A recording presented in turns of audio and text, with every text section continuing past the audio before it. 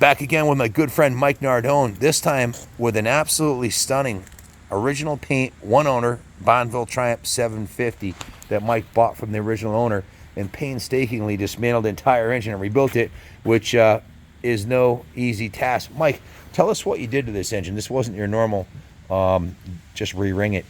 No, I did everything. I split the cases, I replaced the crank bearings, main bearings, rod bearings, piston kit on the top end, had the heads, new guides, valves, springs, just went through the motor. It was a part, put new bearings in the cases, out shafts, seals, everything.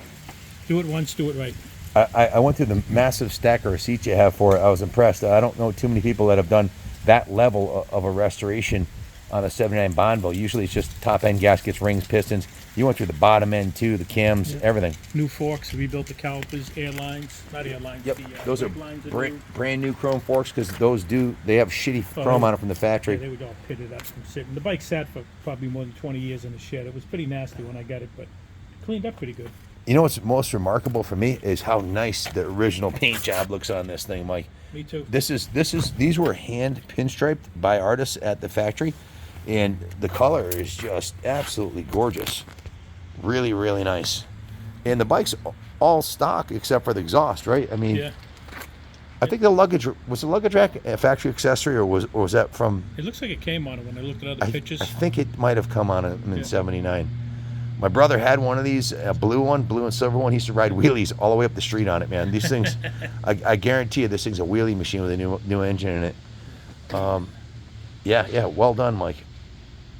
So we're talking. He said he had about 60 hours labor into doing the mechanical part of the restoration, and we're gonna do a bunch of cosmetic stuff to it, like polish the engine cases and the forks, and maybe repaint the frame and doll it up a little bit. But stay tuned. We'll have a full video of me riding wheelies on this thing coming up soon. So for sure, it's a cool classic that's 44 years old.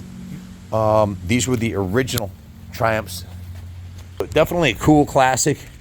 And this was I think this was the first year that came with the upside down shocks, so it has like a little bit more of a modern look. But they're great handling bikes. It does handle nice. A lot of fun to ride, and I'm looking forward to getting this one dialed up and ready for the video, test ride video. So what else did you get new on it, Mike? Tires, tubes, sprocket, chains. I think I did front wheel bearings on this. Yep. I'm sure I did that. Took all the gauges apart, the controls, cleaned all them up so that all the original gauges work, all the controls work. Yeah, those need cleaning after 45 years inside the contacts. And the original gauges showing 11,000 original miles. Remarkable. I hear a two-stroke in the background. That's an RD 350 coming up the hill.